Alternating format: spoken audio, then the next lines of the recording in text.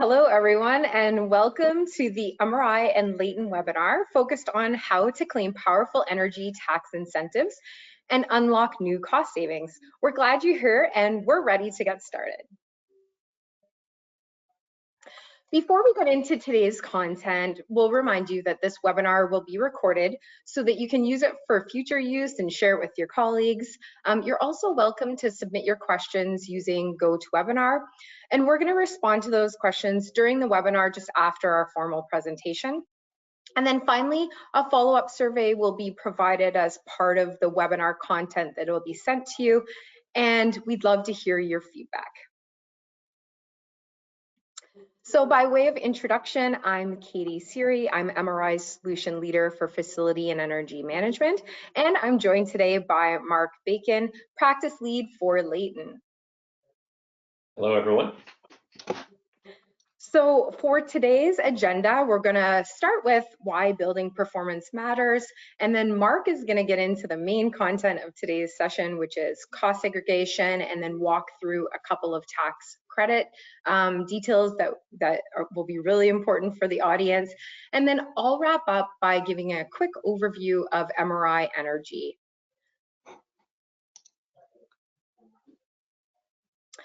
So we are very excited to be partnering with Leyton today for this super informative webinar. At least that's what the goal is, that it's a very informative webinar for everybody on today.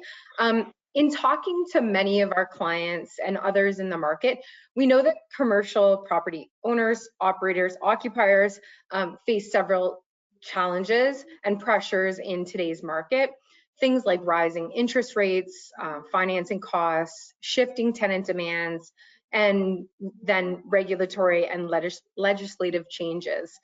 It's never been more important to develop a proactive approach to cost savings initiatives to really help drive operating expenses down.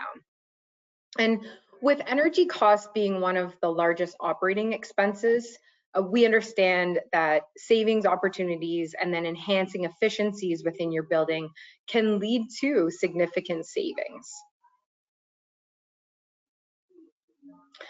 So in just a few seconds, Mark is going to take us through 3 tax strategies that can become key to that proactive savings plan.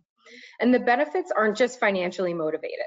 We're also focusing on helping you achieve sustainability goals, increase your market value of the portfolio, and then meet those ever-changing compliance standards. These strategies lead to financial benefits like cost savings and improved cash flow, but commercial building energy management performance is really crucial for several reasons, particularly when you're considering cost saving strategies. So Mark, why don't you tell us a little bit about Leyton and then present the tax savings strategies prepared for today's audience?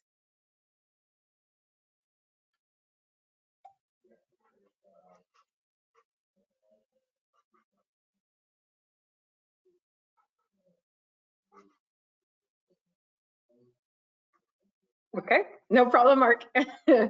Take a pause. Hello, can you hear me? Yes, we can hear you. Sorry, it wouldn't be a webinar if we didn't cut out for a minute and make me very, very nervous. So apologies to everyone there. No problem. What happened? My speaker just cut out on me, and then the monitors went out too. So apologies. Hopefully didn't cut out for everybody there. All right. Nice to meet everybody. My name is Mark P.Eng, and I'm the practice lead for our energy efficiency service line. Katie nicely introduced me there as well. Just a little bit about Leyton. So we are an international tax consultancy firm. So we've been in business for 25 years, really focused in on niche tax incentives. And the reason why that's important is I used to work for a CPA firm, and the best way I found to explain it is if you look at tax incentives in the US, there's a lot of them. Tax code is very large. And I never expected my CPA partners to know everything. The tax code is really broad. So what you do is you partner with a company like Leyton so you can go deep on certain things. So the best way to explain it is when you get into the interaction of taxes and engineering, it's usually when you want to come to a firm like Leyton. Now, again, we've got 40,000 clients, 3,000 employees. We've been around for a while. So definitely these are incentives that are here to stay. One of the most common things I hear is, well, I've never heard of this. How do I know it's legit? I wouldn't be here talking to you if it wasn't legit, basically. So hopefully that helps with a little bit of some concerns that you might have. And we'll walk you through a couple of these studies. So just as a quick frame of reference on me, I've been doing this for almost a decade now. We've done 10,000 of these energy efficiency studies. And the best way to look at these studies, and I'll go to the next slide to give you an overview of all of them. The biggest way to look at this is when you look at a government incentive, we know, like Katie mentioned before, emissions from buildings, energy use in buildings is really, really high. It's one of the highest energy uses. Some people say 40% of all energy use actually comes from commercial buildings. And there's a number of stats around that. So really, really high use. So if you want to make the country more efficient, one of the best ways to do it is you get two options. You get a carrot and you get a stick. So the stick, any of you who are calling in from New York City probably have heard of Local Law 97, which is reduce your emissions or I'm going to fine you. That's a stick. Luckily, I get to be the good guy here and come in with a carrot and tell you that what you really want to look at is tax incentives to do the behavior. And that's what a lot of these tax incentives are. So they're basically, the intent is, let's reduce that 40% energy use on a lot of these buildings. Now, there is a pretty big outlier here in cost segregation, and I'll talk about that in a minute. But we bring that up because that is the tax mechanism by which a lot of these things work. So you want to reduce energy use, you want to do right, I want to help you pay for it, basically. And the services we'll talk about today, and we've got a little bit of time, and just for information, we do a lot of these webinars, so I'm not telling you not to listen to me, but if you forget anything, you've got an option of going back and listening to something else. And honestly, like it gets deep enough that I did a 2-hour webinar for our CPE friends just on 179D. So we can go pretty deep. I will do my best to try to keep it light and interesting since we are talking about taxes. So I'll start with 45L, and we'll kind of go through these in a slightly different order. But 45L is actually, for those of you out there, if you are a residential developer, you may have heard of this. It's a tax credit. So credit. It is on a per dwelling unit. Another way to think about it is the number of doors that are in your building. If you get a multifamily unit, 50 doors, 50 dwelling units. It is for single family homes and multifamily homes as well. And there's a couple things to be aware of the tax credit. So because it is a per door tax credit, it used to be worth $2,000 per door. So that 50 unit complex that I told you about, we would give you a $100,000 tax credit. Now, a lot of you will be familiar with the Inflation Reduction Act. If, for whatever reason, you are aware of the Inflation Reduction Act through tax incentives, it's probably because the IRA basically acted as a 2.5 times multiplier on a lot of these tax incentives that I'm talking about today. So what I often find is it's kind of like AI. It shows up and then overnight everyone was an expert in AI. The next day you had AI consultants, you had all this. The same thing happened with the Inflation Reduction Act. People came in and said, okay, I'm an Inflation Reduction Act expert. The issue is doing things like 45L are very specialized. It takes you many years to learn how to do these ratings.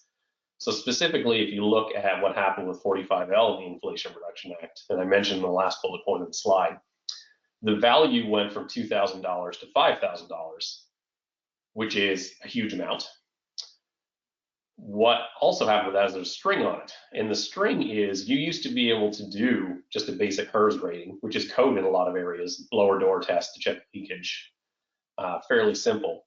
Post IRA, you have to build to Energy Star standards. And if you're familiar with Energy Star building, you'll realize it can be relatively prescriptive. So it's very important when you start looking at these tax incentives. Great, they're worth a lot more. But if you want that $5,000 per unit, you need to be doing, even past Energy Star, you got to be doing zero energy ready homes, which requires a lot of knowledge in order to do that. So I think similar to people who are AI experts overnight, just check the credentials on them real quick to say, okay, how many of these have you actually done? Like, prove to me that you know what you're doing here. But just at a high level, 45L, great for residential developers. We'll go through it in a little more detail in another slide. The high level is if you're doing projects 2023 and after, which at this point you are, then you're going to have to start looking at Energy Star. The next one, the cousin to the 45L tax credit, is the 179D tax deduction. Now, both of these have been around since the Energy Policy Act of 2005. So one of the other really common questions I get is, I've never heard of this. Has it been around that long? Yeah, it's been around for a while. And the history is that it basically, every time Congress votes on it, they double down on it, they make it more valuable. So 179D throughout history was always worth somewhere between 60 cents per square foot up to $1.80 per square foot. Then it started getting inflation adjusted. Then the Inflation Reduction Act increased it a lot. It's $5.65 in 2024. In 2025, it's actually $5.81 a square foot. So it just keeps going up, which is really good because it's a pretty big number and it'll help you potentially pay, or at least part of some of these projects. So let's say I want to put in geothermal heat pumps, then you potentially have this tax deduction on the line. So I would really be looking at that if you have a commercial building. But again, it's been around for a while. I can walk you through the whole history of it. And if you ever want to really nerd out, there's a 2-hour CPD webinar on it as well. The third one we'll talk a little bit about is cost segregation. So any of you finance pros in the room should probably be pretty aware of cost segregation.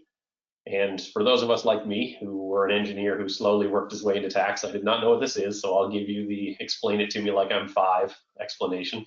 But cost segregation is basically a way of separating building components. So if the office I'm in here was a commercial building, the carpet that's behind me there is normally depreciated over 39 years for a commercial building. I don't think anybody wants to use carpet for 39 years. Nobody wants to use their cabinets for 39 years. You are able to put them into a separate asset life and accelerate the deductions you would get on that. So basically, instead of slowly depreciating something in your tax return for 39 years or 27.5 for a residential building, you take it up front. Now, the big thing is there, we talk about bonus depreciation. If you've heard about that, that's probably back in play. It allows you to accelerate everything into the first year. So you're able to take a very large tax deduction if you can accelerate a lot of depreciation. Now, why would you do that? Cash flow. It's the main reason. You will get the money eventually, but money today is worth more than money tomorrow. So anybody, if you own a building, you're probably looking at cost segregation. If you're not, there's probably a finance reason, like you're planning on selling the building or something like that. But the reason why I bring up cost segregation is it runs on accelerated depreciation. So does 45L, 179D, and the energy credit. We'll talk about the investment tax credit.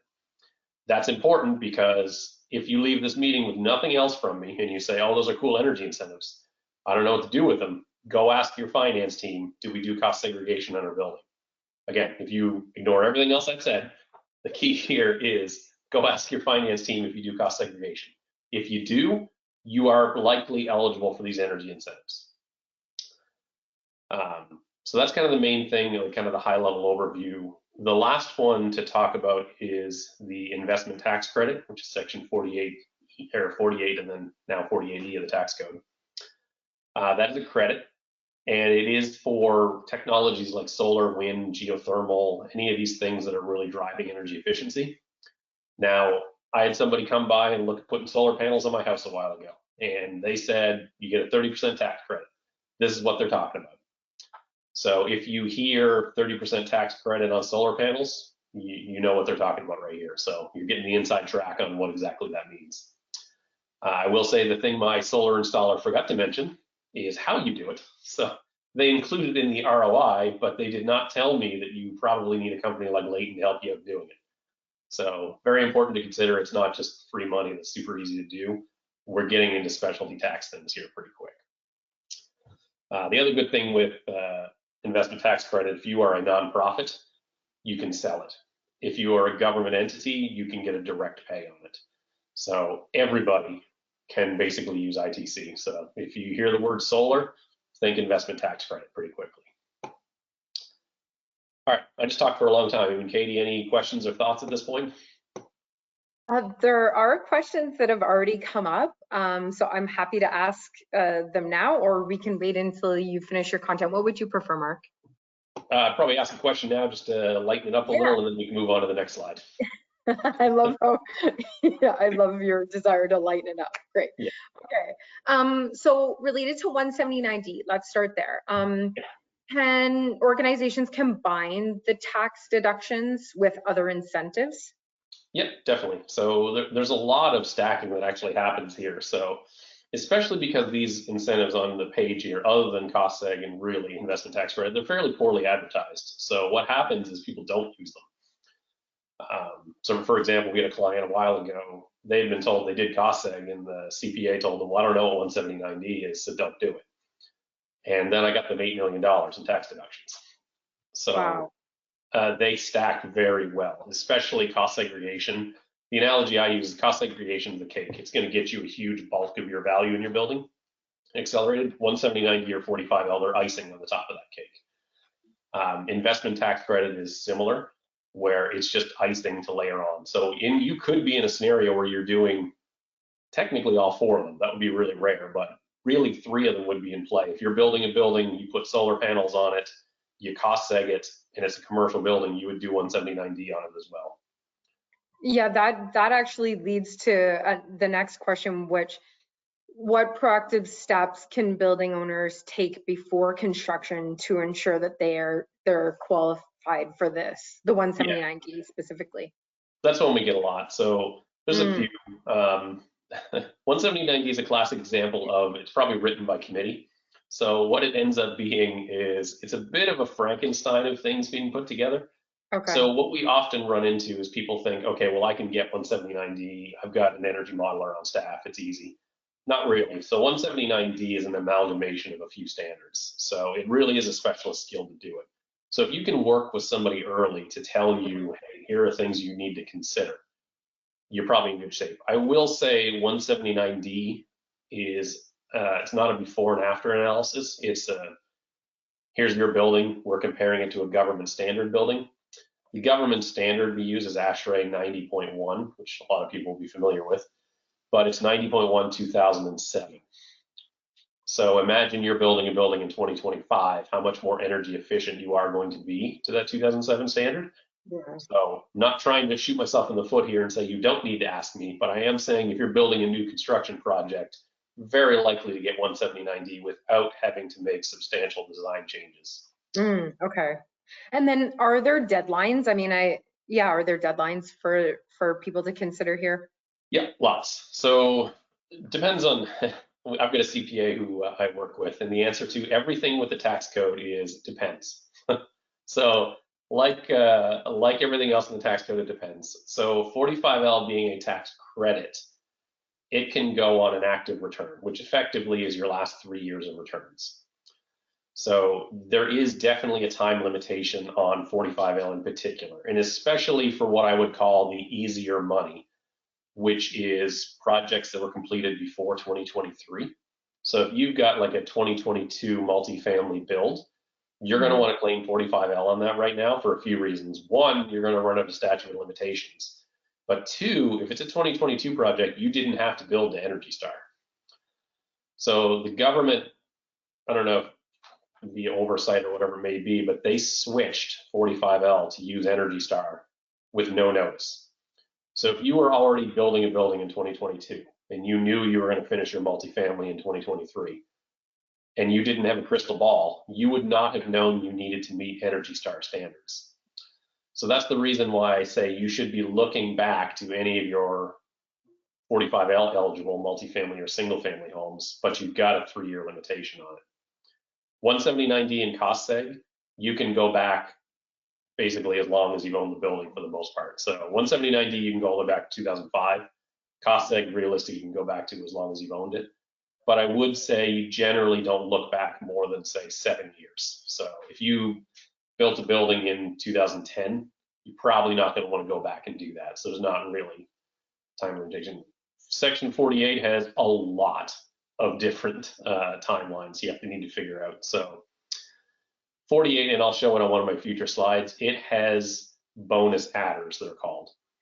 So in Okay. order to take fully advantage of the tax credits, there are certain applications you have to do. Those are definitely on a timeline. So what you don't want to do is miss out on a 10% bonus adder because you forgot to file paperwork for it. So I would strongly encourage people, like, it doesn't hurt to ask. I mean, I don't mind talking to people about a project that you're going to place in service in 2 years, but Mhm. ask early just to make sure you got it covered.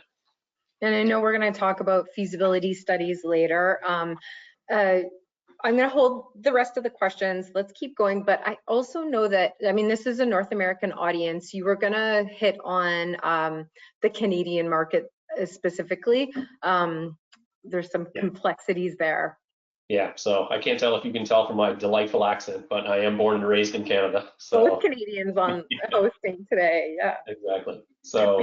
Um, so in Canada, the way I like to explain it is in the US, the tax system is very much based around these are programs that have been in place for a long time, and we will incentivize a general behavior across the market. Canada is much more based on specific things that are incentivized for specific areas. So a lot of the incentives we look at in Canada come in the form of, like, say, the city of Toronto wants to make commercial buildings more efficient. They will have their own incentive for that. So what effectively that means for you, if you're a Canadian taxpayer or a Canadian business entity, you're really going to want to take a look at the whole landscape to figure out, okay, in this city, in this province, in this federal incentive, even within like local utility incentives, you kind of need to look at all of them. Now, what that means for all of you today is I can't really give you an answer right now for what you should look at in Canada. You've got to really look at everything. Whereas in the US, it's a lot easier. You just go, well, not easy, open up the tax code and start flipping through it, and you'll find what you need. In Canada, it's a lot harder.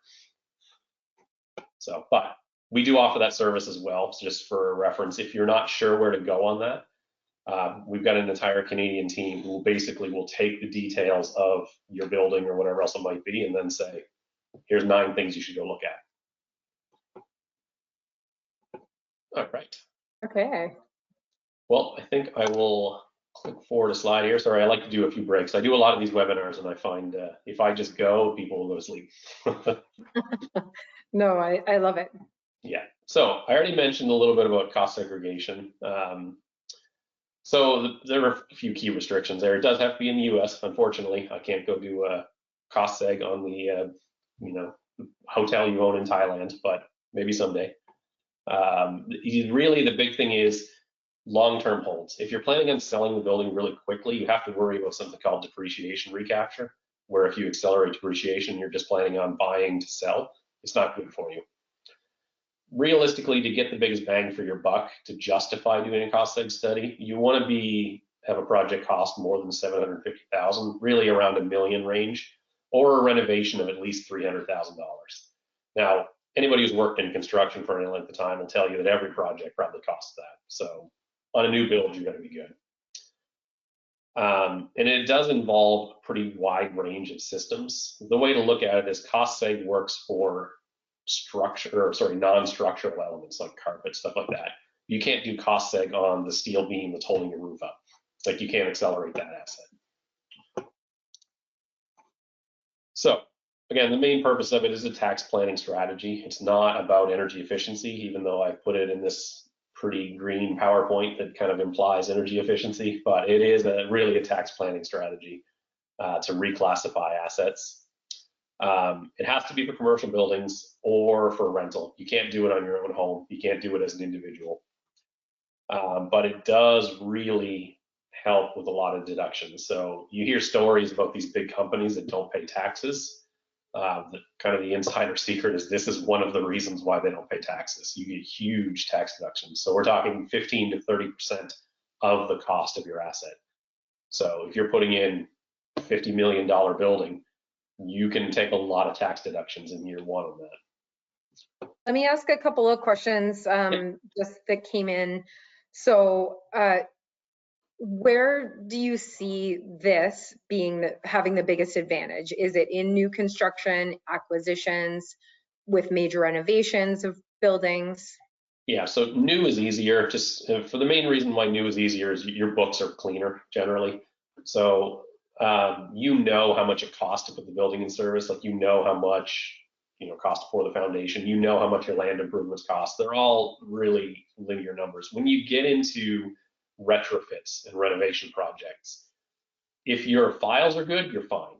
But I've seen a number of cases where we get coffee stained invoices sent to us saying, okay, we redid this part of the roof. It's like, and then we had to do the lighting or whatever associated with it. Those are harder to follow. You have to do a lot more work to get the money on that. So if you've got really good documentation, you're good. On a new construction, you pretty much have to have good documentation. So it's just easier. Okay, couple more questions here. How long should property managers track building expenses so they don't miss these tax savings opportunities later?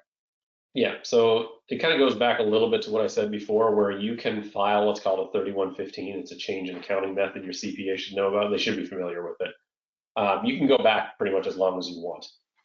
The issue comes in diminishing returns. So if you go back more than 7 years, let's say you did a project 10 years ago and you say, okay, I want to go back and cost seg that project. Over the period of 10 years, you've probably already straight line depreciated 30% of that. So your cost seg benefit drops by a third before you even pick up pencil. So I would say usually you're going to be looking at recent projects, but you could go back if you get the tax appetite for it. But generally, we don't do cost seg on things, say, more than 7 years since you did the project. Yeah, okay. You had mentioned that previously as well, so that's a really good point. We have someone on the webinar today that's with a nonprofit. So if we bring an investor into ownership, how long must they participate to vest credits? Is there a substantial economic effect there? Yeah, so that question is going to get a little more complicated for a couple of reasons, but one is a lot of it is going to come down to the conversation you basically have is basis. So in order to do cost segregation, 179D, 45L, any of these things, it's all about who has basis in the building, which is a proxy for ownership. So how much of it do they own? Then you're probably with the nonprofit element, it's going to get a lot more confusing pretty quickly because obviously nonprofits aren't paying taxes. So what can they do with tax deductions? Mm. So you're going to have to see, I suspect like a partnership agreement would have some terms in there around that. But because we're talking about reducing basis, generally what we say hold period should be at least 5 years, usually. So kind of a roundabout way of answering. I think you probably have to talk to your CPA, but there's a few pointers, 5 years, and obviously the nonprofit can't use tax deduction. So you'd have to look at the partnership agreement. Okay, we can keep going. I know you want to try and we want to try and stump you at one point with these questions. Good. I will say, last time I did a webinar, I said I don't often get stumped, and then someone came up with a good one. Okay, challenge for the audience for sure. Yeah, there we go. Okay, so 179D, we'll just switch gears here a little bit. I already went through kind of the high level, but there's really two groups of people you're looking at. Is first off, 179D, when it was created in 2005 and started applying in 2006, it was originally launched just for commercial building owners. And what happened is in 2008, the government reviewed 179D and said, this is not getting used enough. So who else owns a lot of buildings? Well, the government owns a lot of buildings. So we are going to extend 179D to cover designers of government buildings. It was extended again in 2023 for designers of nonprofit entities. So the way to look at it now is if you don't pay taxes, like our example before with the nonprofit, the architect or engineer who designed your building can actually be awarded that tax deduction. So pretty clever way for the government to say, okay, you can't use it, but let's incentivize the person who designs your building. So it is via an allocation process, goes from the non-tax paying entity to whoever the designer is. You do have to have design authority on the project. So what we often see is like a electrical subcontractor or something will come in and say, well, I installed 3 light bulbs, so I want to take the deduction on the whole building. It's like, no, that's for the architect or the engineer who designed it to take. So there's definitely a lot of rules, and the complexity in that is enough that we have people in our team who have spent 7 or 8 years just doing this allocation process. It's quite complex. So, and if you think about it, it makes sense. You're trying to convince, say, a military base to allocate a tax deduction to you that they don't actually get any benefit from. So first off, you got to navigate your way through to find the person on the base. Then you got to figure out how to explain it to them. Then you got to do all the paperwork. So I would encourage people, don't try to do allocation yourself. If you're doing work for a nonprofit and you think, I help them design that building, reach out to someone like me and then say, hey, how do we get that? So that's really the types of people. Nonprofits, I think, are going to be interesting because the example I had before, and they are interesting. Pretty easy to go to a military base and say, hey, can you give this tax deduction to the architect or engineer who designed it? They don't care. But if you do that with the Boys and Girls Club of America, they're probably going to say, well, hey, if I'm going to give someone a tax deduction, can I share it in some way? Little harder to say no to them in that scenario. What I would really encourage you to do is do not create a pay to play system where you say, I will award this deduction to you if you write me a check for $50,000. Don't do that. So I've had a few people ask, but just don't do that. It's not going to look good for anyone involved. Now, if they should so choose to put a park bench in your building, that's fine. But just be aware, don't create a pay to play system, because I don't think that will be looked on very well. So, but that's just my opinion. And then just to kind of close out 179D, and I'm sure we'll have some questions on the end, but types of buildings you should be looking at. I find this useful just to think about types of buildings. So, and this is roughly in order of ease of qualifying to complicated. And I've been in thousands of buildings, so I've been in all these types of buildings. Warehouses are super easy. They're big, open spaces, really easy to do the IRS required energy modeling. All of these do require site inspections from a licensed professional engineer. That's the big caveat on 179D. You cannot do it yourself. The analogy I use is kind of like asking your barber if you need a haircut. You already know what the answer is going to be. So the government was forward thinking enough to say the people who saying their building's energy efficient cannot be the same people who qualify that it's energy efficient. So you have to have a third-party licensed PE come and inspect your building. So we would come in, inspect the building, and do an energy study. Warehouses are pretty simple, makes sense, the big open spaces. Offices can get a little more complex. Schools, because we're dealing with allocation at this point, get a little more complicated.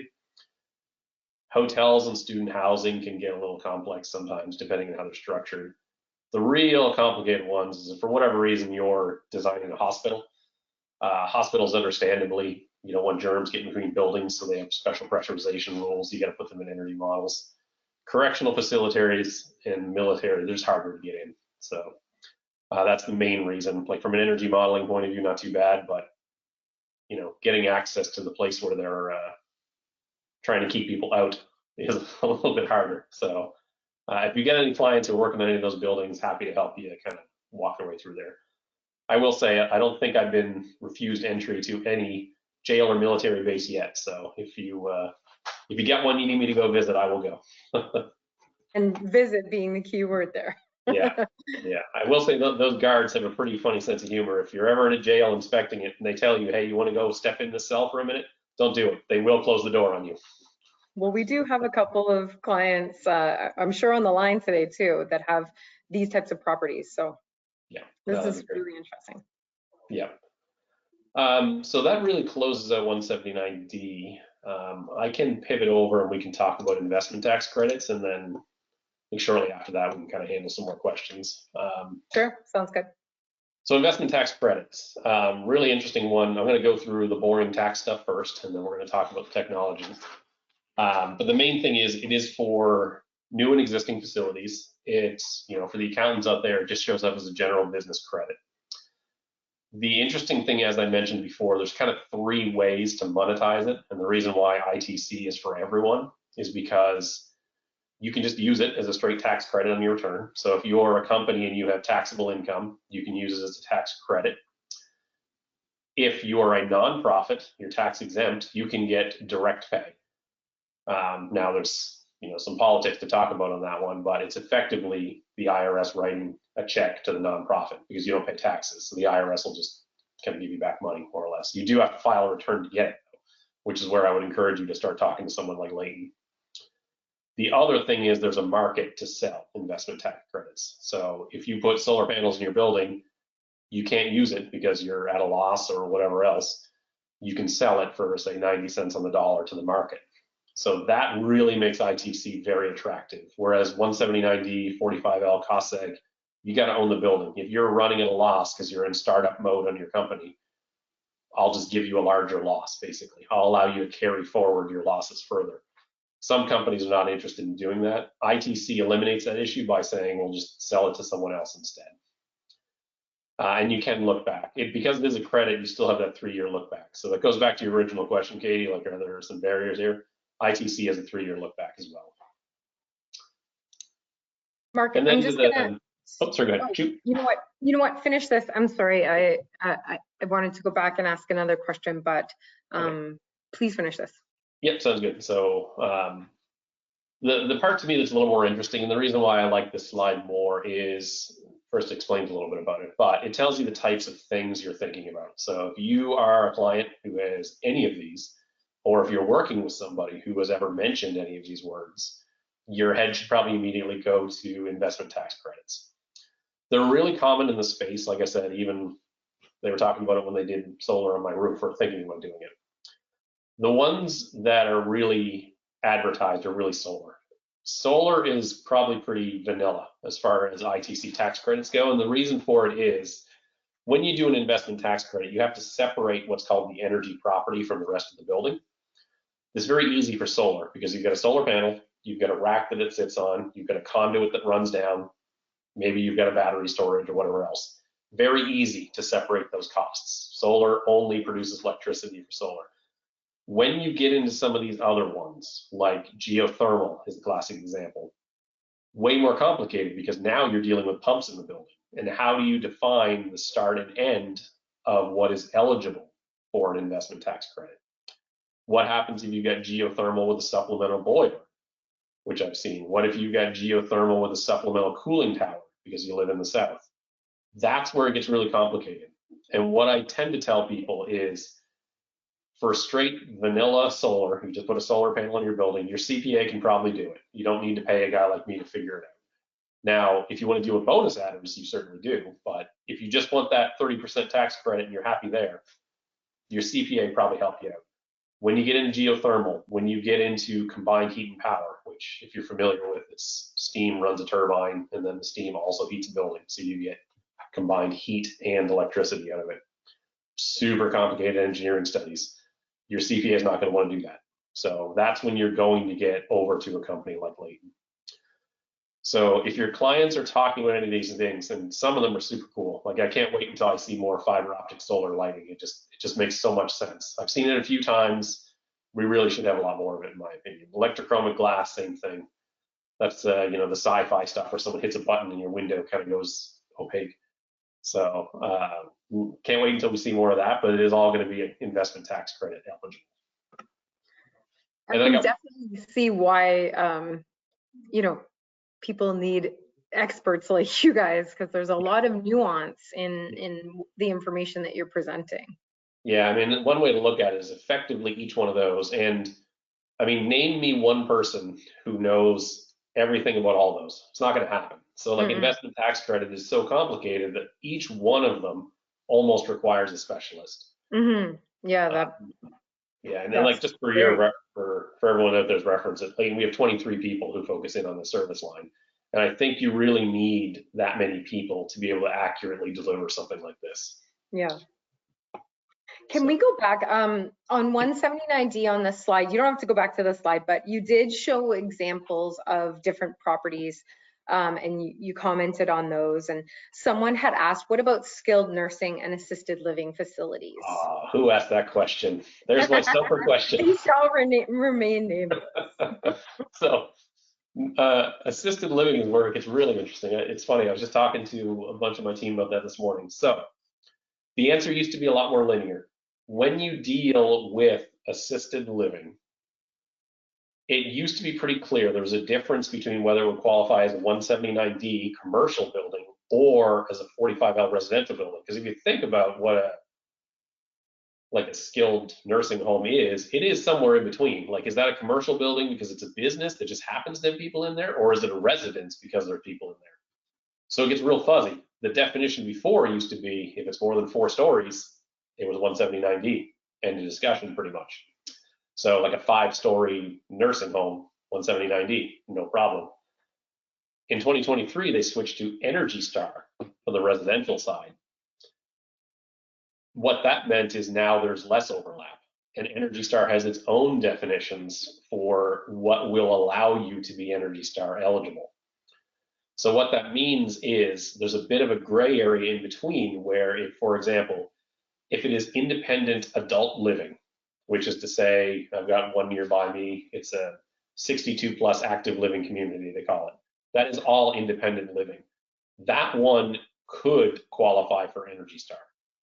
But once you get into nursing staff and you're under 4 stories, you may not qualify for Energy Star, which means you may not qualify for a 45L tax credit. And if you're under 4 stories, you also do not qualify for a 179D deduction. So it's kind of a long way of saying you've really got to get into the definitions on that one now. So my rule of thumb is if it's senior living in any way, shape, or form, you're going to have to hedge your bets either way and really look into the details of who's in the building and what they're doing. So that's a good question. Yeah, that was a great question. Let's go back to ITC for a second, because you know, just with how complex you present it, well, not, you didn't present it complexly, but you know, it is very complex. How long does it take to complete a project and claim this? Yeah, so actually, perfect. It's like I planted that question because you transitioned into my next slide. So how long it takes is heavily dependent on what you're doing. So this is what I mentioned before, the bonus adders. A really simple investment tax credit can probably be turned around. Like, I know, say it costs $300,000 to put your solar panels on the roof, and we've got really good documentation on that. You could probably turn around one of those studies in a week if you had to, because it's pretty easy. It's 300,000. You got your documentation. 30% of 300,000 is $100,000 tax credit. There you go. No real complications there. Where it gets complicated is when we start going into bonus adders. So the bonus adders are basically bonuses the government put in place to say that, okay, if you source all of your components within the US, you get a domestic content bonus of 10%. So all of a sudden your credit moves from 30% to 40% potentially. If you live in an energy community, which, you know, is a proxy for saying if they used to be heavily based in a fossil fuel energy and they're not. So like if there's an old retired coal plant sitting nearby, you are in what's called an energy community. You can get an extra 10%. If you have to prove domestic content, we have to go and track where did the steel come from. We have to go track, was it truly manufactured in the US? A great analogy is solar. Not many solar panels are actually completely sourced within the US. But if for whatever reason you said, okay, it's all sourced from the US, we're gonna have to prove it. We're gonna have to go document it. If you're looking at geothermal, it's a little easier because we can manufacture pumps in the US and all these things. So it's a little easier to prove the domestic content. But when you get into these weird ones, we're gonna have to track your supply chain through. So that can take a while, like that can take months. Same with some of these other ones, low-income communities. Those require applications, basically. That's where you really have to be thinking ahead, and there are deadlines for those, and that deadline could be years before your project started. So the short answer is we can do the ITC study in a few weeks, but there's a lot of gaps in between on proving things. And I didn't really mention it, but that prevailing wage and apprenticeship bar there, the one, the 24%, there's a really important exemption with investment tax credit. If your project is under 1 megawatt in size, and most rooftop solar on a building is going to be under 1 megawatt, you do not need to meet the requirements of paying prevailing wage to all laborers and having a registered apprenticeship program. If your project goes over 1 megawatt, you have to pay prevailing wage, which is meaning to say an electrician in Loudoun County, Virginia has to make $17.13 an hour. You got to go to the sam.gov website and figure it out. If we had to go prove that for you, the study gets a lot longer. So, and that, just for reference for everyone, that prevailing wage and apprenticeship applies for a lot of things in the Inflation Reduction Act, including 179D and 45L. So when you get into these, it's another kind of pitch for why you want to involve experts, because dealing with prevailing wage and apprenticeship is a little confusing. All right. I mean, honestly, Okay, that was it for most of my content. I just kind of close it out for me, and then I know you've got a few slides, and then we can handle questions if you want to do it that way. Yeah, that sounds great. All right. Well, over to you then. Okay, well, thank you. That super informative. Definitely see why your presentation was insightful, clear on why people need experts like you, and I'm sure everyone in the audience has at least one action item to take away from what you presented. So thank you very much. Before we open it up again for questions, I want to provide just a quick overview of MRI Energy. This is our energy management solution within MRI. Uh, MRI Energy is a really easy to use energy management solution that helps organizations boost their energy performance, save on operational costs, and then create a sustainable future. It's geared to owners and operators, FM providers, contractors, and really helps you collect and centralize all of your energy data into one place, no matter where it's coming from. It makes it easy to manage energy usage and then start to see where anomalies might be within your buildings, identify savings, comply with regulatory standards, and then help to manage your sustainability efforts. So we have things like data collection. I already mentioned this, but you can centralize all your energy related data regardless of the source system or format, connect directly to those source systems in many cases. That anomaly detection allows us to reduce errors by proactively detecting anomalies and then receiving automatic alerts for data outside of those tolerated levels that you set. Tenant billing, so this helps to simplify and really optimize tenant billing by automating billing for utility usage and then automatically taking meter readings and monitoring usage. So I know that this is an area where a lot of our clients have very seemingly manual processes. So, the system can really help with that. Energy analysis, so accessing that unified view of the business, metrics around energy, and then identifying savings, driving accountability, regulatory compliance, ever changing. You can really make strides towards ESG objectives and drive compliance against industry legislations, including driving to net zero, ISO standards, and that sort of thing. And then sustainability management, really leveraging really comprehensive carbon reporting and automate your GHG reporting to track progress against those initiatives. And really what you can do with energy, once you have this solution, you can very quickly start to reduce your operating costs, extend asset life cycle, and really optimize your facilities, drive that compliance, deliver a better client experience, and then most importantly for me, start to make data-driven decisions to address your energy consumption. And really the mission of this solution is to enable our clients to centralize and analyze all of the things that are affecting the energy efficiency of your building and be able to take action. So, if we look at the very top layer, we have different types of data that you have and you're collecting around your energy usage. And the integration layer allows MRI Energy to pull and connect directly to those source systems, like I said, to make it easy and automated in many cases. And then finally, once you have it centralized and you're setting up those connections, then the last piece is the presentation layer where you're using MRI Energy to help interpret your consumption and take quick action for the business. So, just a couple more slides before we open it up for questions again. To me, again, I already mentioned this, but it's really about that quick action and the informed decisions that you're able to make once you have a system like this in place. So through energy, you're able to track and drive your energy performance with really interactive dashboards, set those alarms to identify, diagnose, and then qualify energy waste in your buildings, and then get the insights that you need to create the actionable change. And so as I wrap, I just wanted to mention that MRI is a full service energy management partner. And of course, everything that you talked about, Mark, today just complements the solution and the really specialized services that you guys can bring.